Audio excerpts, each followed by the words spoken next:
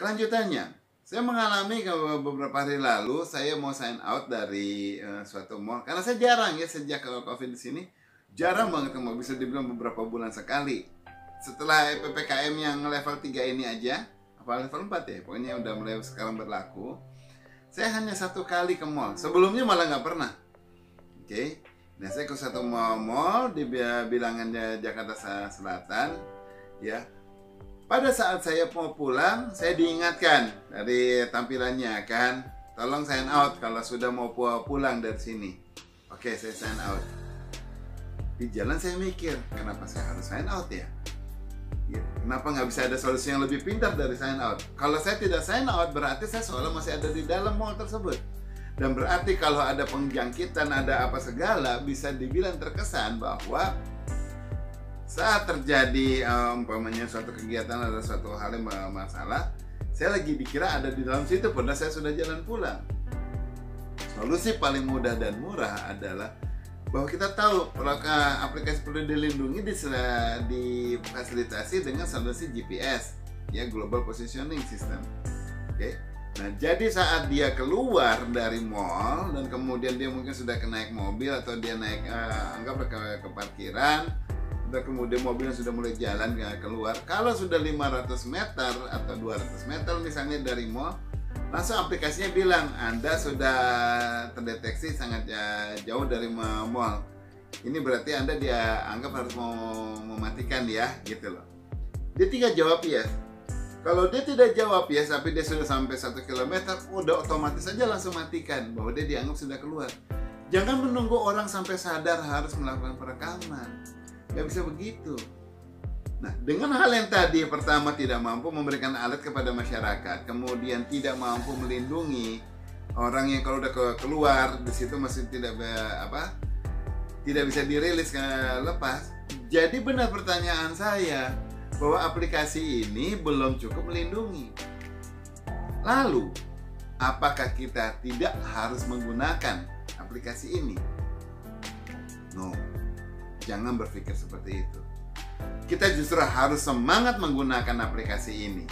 Justru berbondong-bondong saya anjurkan kepada masyarakat untuk semuanya aktif menggunakan aplikasi Peduli Lindungi saat masuk mall, saat kemana-mana. Sekarang juga katanya mulai kalau mau masuk ke supermarket ya, harus menggunakan aplikasi tersebut. Tujuannya apa? Agar Anda sendiri berpengalaman menggunakannya, jadi Anda juga fasih, lancar menggunakannya. Negara lebih mampu untuk melakukan pemantauan, dan kemudian Anda sendiri bisa melihat dan bisa tahu seberapa, kalau umpamanya ada kelemahan bisa melihat sendiri. Jangan kita anggap lemah kemudian kita nggak mau pakai, takut. Jangan begitu. Pas kita lihat lemah, kita tagih sama pemerintah bahwa ini masih lemah, ayo perbaiki dong. Tugasnya pemerintah melakukan perbaikan, dan kemudian tugasnya kita sebagai anggota masyarakat untuk memberikan masukan. Kalau kita tidak pernah memberi masukan, pemerintah mana tahu juga ngelihat mungkin di berbagai kondisi kan ada banyak ragam, ada yang tidak mengalami, dan semua orang kalau bisa melakukan hal yang seperti saya justru memberikan masukan yang banyak bagi pemerintah sehingga bisa lakukan dan nanti dirangkumkan mana permintaan mana yang lebih valid untuk diatasi. Oke? Ya. Kemudian saya lanjut lagi sekarang, yaitu di aplikasi Peduli Lindungi kita tahu ya banyak sub aplikasi yang lainnya urusannya kayak untuk memeriksa ke dokter, untuk apa, ya kan? Ini sudah saya bahas sebelumnya, di mana pada saat itu saya masih melihat ada aplikasi Halodoc. Ya, saat saya mau masuk ke sana mau konsultasi, ditanyakan lagi, ya, divalidasi nomor HP, nama, nick dan lain sebagainya. Oke. Nah, anjuran saya, aplikasi ini harusnya bisa lebih pintar. Tirulah apa yang dilakukan oleh Facebook atau Google. Jadi aplikasi ini Peduli Lindungi menjadi lead-nya untuk aplikasi-aplikasi lain yang dihubungkan kepada Peduli Lindungi. Jadi kalau ada orang yang membutuhkan login mungkin untuk kebutuhan dia atau kenapalah gitu, ya sekarang dia kalau terkoneksi dengan Peduli Lindungi, maka nanti dia membaca API-nya dari Peduli Lindungi. Jadi kita tinggal bilang, oke, kita login menggunakan akun Peduli Lindungi. Passwordnya dia nggak tahu, si aplikasi tersebut tidak tahu. Dia hanya tahu valid bahwa nama kita dan informasi yang penting dari kita yang diteruskan oleh aplikasi Peduli Lindungi kepada si aplikasi yang menjadi subprogram tersebut, dan kemudian dia akan mengaktifkan. Dengan demikian password kita akan lebih terjaga. Ya, data kita juga data-data yang penting lainnya lebih terjaga, nggak kesebar kemana-mana. Ini yang baru namanya melindungi. Berarti kita password kita terjaga di Peduli Lindungi, dan kemudian juga aksesibilitas kita kepada aplikasi-aplikasi tersebut bisa lancar tanpa harus memberikan informasi lagi gitu. Ya. Kalau ini dilakukan, ini baru kita bilang yang namanya Peduli Lindungi.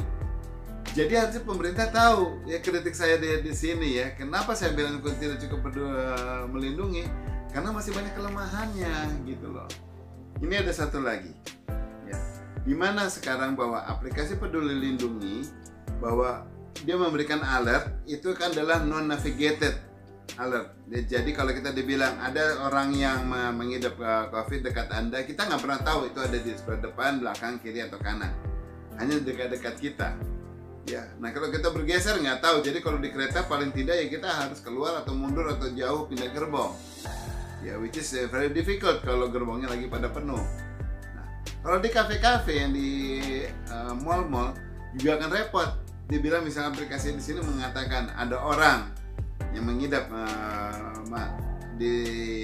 mengidap COVID dan ada di satu ruangan di kafe tersebut. Kita akan bingung ruangannya sebelah mana. Kalau kita geser ke kiri, ternyata sebelah kiri itu sebetulnya si pengidap. Atau kita ke depan ada di sana, atau ke belakang ada di sana. Susah. Satu-satunya cara kita akhirnya harus keluar dari kafe tersebut. Nggak gampang. Ya. Jadi daripada mengingatkan ada orang yang terkena COVID sedang ada di dalam, lebih baik justru pada saat dia mau masuk ke kafe tersebut, ya dia harus sign in lagi. Yang tadi kan sudah pakai sekarang sub loginnya dari aplikasi Peduli Lindungi. Ya, dia sign in, langsung juga kelihatan kalau dia tidak boleh karena dia mengidap, warna layarnya ada hitamnya, semua backgroundnya hitam. Langsung si pemilik restoran juga tahu, wah ini nggak boleh nih Pak, mohon maaf. Sekalipun sebetulnya orang yang kayak gitu akan bisa memberikan duit kepada si kafe karena dia akan berbelanja, tetapi kondisi dia tidak mau sangat memberikan risiko kepada para pemilik kafenya untuk bisa malah nanti pelanggannya terjangkit dan kemudian area meja dan yang lainnya semuanya terjangkit. Itu saja masukan saya. Jadi harusnya ini bisa ditingkatkan ya sama Peduli Lindungi. Dan saya tidak kapok, terbukti dari tahun lalu selalu saya langsung memantau di sini, dan saya juga tidak henti-hentinya mengajak para masyarakat untuk menggunakan, karena dengan banyak menggunakan Peduli Lindungi maka kita sebetulnya bisa memberikan partisipasi yang lebih ya, mendukung program pemerintah, sekalian memberikan masukan kalau masih programnya masih ngaco-ngaco aja ya. Bagi pihak yang tersentil, bagi pihak yang tidak berkenan sama konten saya, sama apa yang saya sampaikan, mohon maaf. Saya melakukan ini untuk kebaikan demi Indonesia ya. Dan kemudian kalau ada saya kekurangan dalam penyampaian, kekurangan dalam bahan, mungkin kesalahan dalam istilah-istilah, mohon saya dimaafkan, mohon saya diberikan masukan. Itu saja. Apa mohon pamit ya. Wabillahi taufiq wa hidayah. Wassalamualaikum warahmatullahi wabarakatuh. Salam hangat, jabat erat.